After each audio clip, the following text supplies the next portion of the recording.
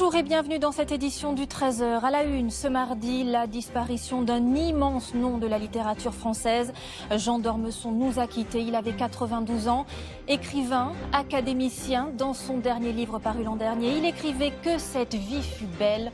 Les hommages affluent. Dominique Bonnat, qui siégeait avec lui à l'Académie, sera notre invité. On se souviendra longtemps de son regard bleu et profond, de son sourire espiègle, de son élégance aussi, de son talent et de ses mots.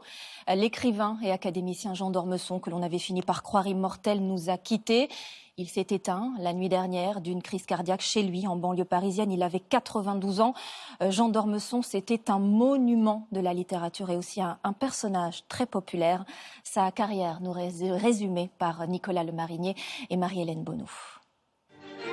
La mort n'a jamais fait peur à Jean d'Ormesson. Comme tout dans la vie, il en parlait avec détachement et sourire. Vous pouvez ne pas mourir, mais alors évidemment, vous ne saurez pas ce qu'il y a après. Ou bien vous mourrez et vous saurez. Eh bien, je choisirais évidemment de mourir et de savoir. Peut-être d'ailleurs que je ne saurais rien du tout. Toujours, Jean d'Ormesson fut le spectateur amusé de son propre destin. Longtemps, je me suis demandé quoi faire. Je flottais dans l'incertitude et dans l'indécision. J'imaginais une vie entière sans signification et une mort inutile. J'écrivais. Quel bonheur. Jean d'Ormesson naît le 16 juin 1925. Son père est ambassadeur, ami du socialiste Léon Blum. Il passe son enfance au château de Saint-Fargeau.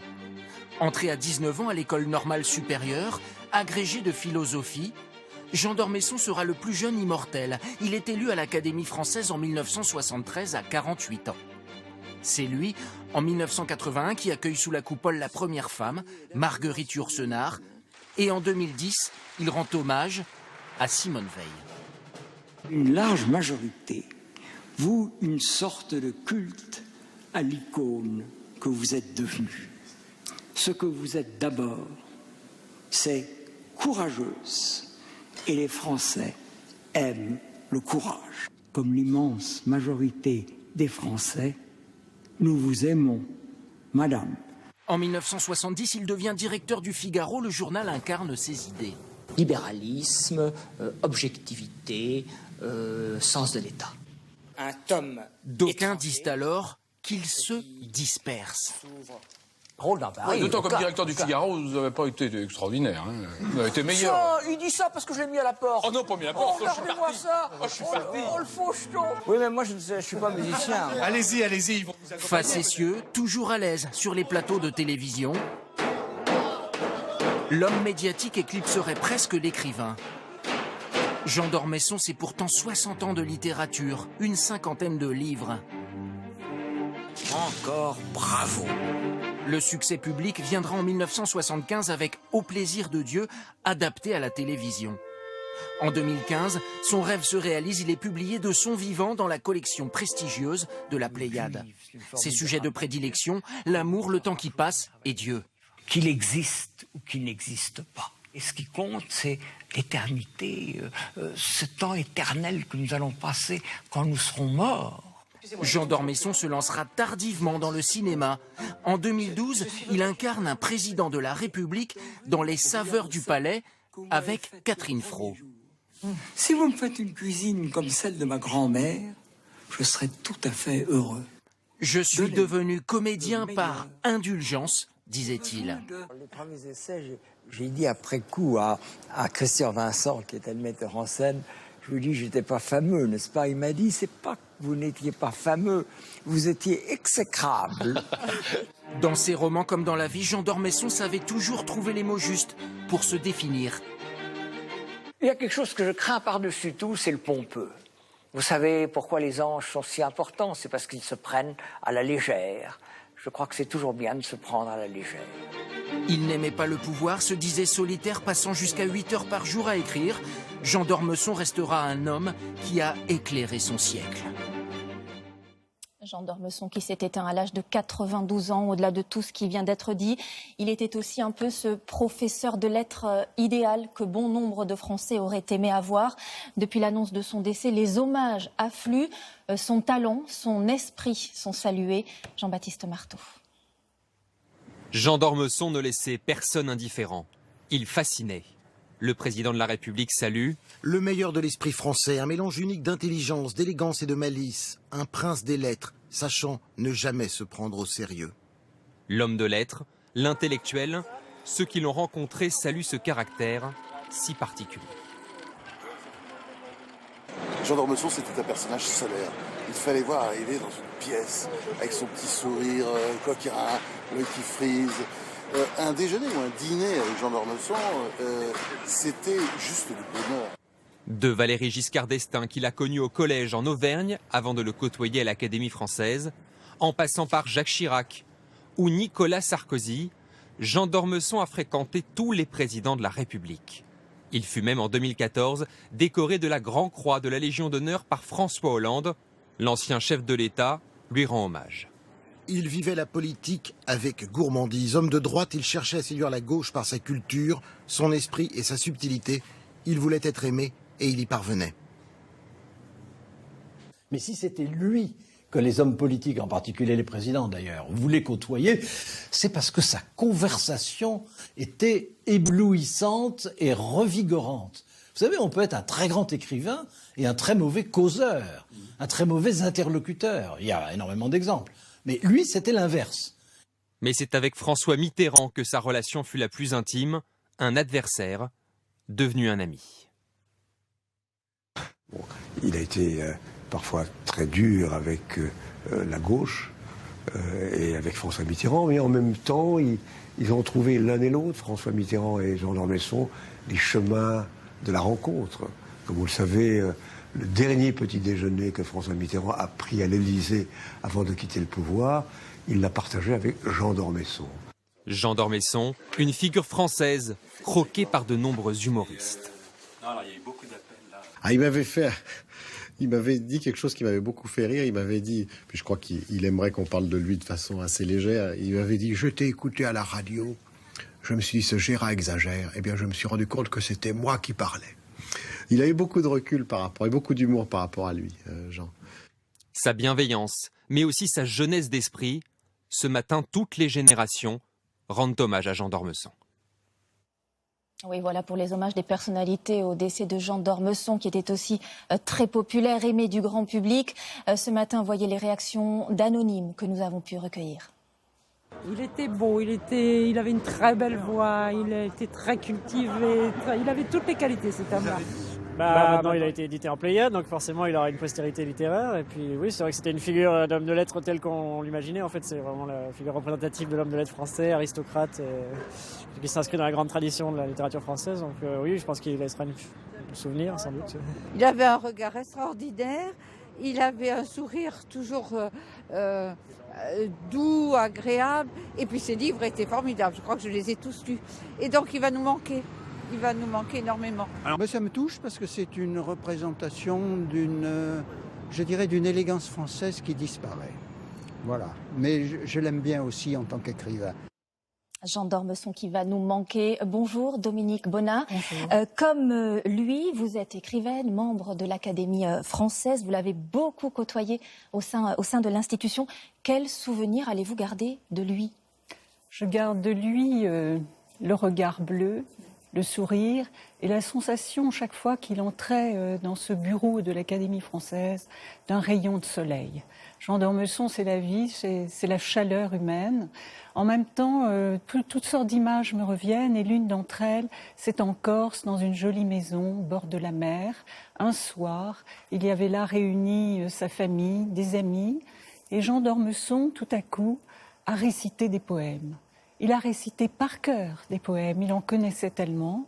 Il les a récités avec un art consommé de comédien. Nous l'imaginons. Mais aussi avec ce goût des mots, ce goût des phrases qui était le sien. Ce grand passionné de littérature était vraiment là, heureux, avec la mer, avec les étoiles de la nuit corse et avec les poèmes. Merci Dominique Bonnat pour cette première réaction. Évidemment, vous restez avec nous pour la suite de ce journal. D'abord, ce qu'il faut dire aussi sur Jean d'Ormesson, c'est que chaque sortie d'un de ses livres était un événement. Il en avait écrit une quarantaine aussi ce matin. Bien sûr, nous sommes allés dans plusieurs librairies à la rencontre de ses lecteurs. Florence Greffon et Mathieu Birden. Je dirais malgré tout que cette vie fut belle, signé Jean d'Ormesson. Dans cette librairie parisienne, l'académicien a toujours occupé une place centrale. Il disait « Je n'ai pas l'angoisse de la page blanche, mais celle de la page écrite ». C'est un auteur qui a toujours été présent. Il y a eu toujours des nouveautés régulièrement qui fonctionnaient toujours de la même manière avec un public inconditionnel qui a toujours suivi Jean d'Ormesson. Donc on va dire que c'est un auteur dont on avait fini par penser qu'il était éternel. Dans son œuvre, l'histoire avec un grand H est centrale. Son obsession, le temps. Son amour de la vie, sa gaieté, ses passions touchaient le public. J'aimais sa pétillance, sa façon de parler. D'ailleurs, j'ai retenu une phrase de lui. La littérature, c'est du chagrin dominé par la grammaire. Quelqu'un qui a une réflexion sur la vie, justement, qui peut toucher tout le monde. En 2018, l'Immortel avait prévu de publier un nouvel ouvrage. Son titre, « Et moi, je vis toujours ». Ce sera sans nul doute un succès de librairie, ultime clin d'œil à l'histoire et à ceux qui restent. Et Jean d'Ormesson, homme de lettres donc, et aussi homme de presse, des médias. Dans les années 70, il était directeur du Figaro. Plus récemment, il écrivait encore beaucoup dans la version magazine du journal. Dans la rédaction, forcément, l'émotion était très forte ce matin. Elle a perdu une grande plume.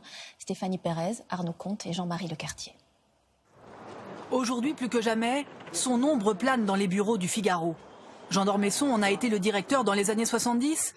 Et il n'en est jamais vraiment parti. C'est une sorte de fantôme ailé qui se promène dans les couloirs. Et donc sa disparition, c'est une grande émotion. Mais un fantôme très léger, virevoltant, plein de cet esprit français que le Figaro essaye d'incarner. Le Figaro et Jean d'Ormesson, c'est une histoire qui commence en 1974. Eh bien, nous avons essayé de faire un journal qui soit plus facile à lire, plus rapide, plus jeune. Dans la France de Valéry Giscard d'Estaing, le nom du quotidien claque fièrement sur le rond-point des Champs-Élysées. Nommé à la tête de cette institution de la droite conservatrice, où son oncle et son beau-père ont déjà œuvré, l'académicien arrive avec son style bien à lui.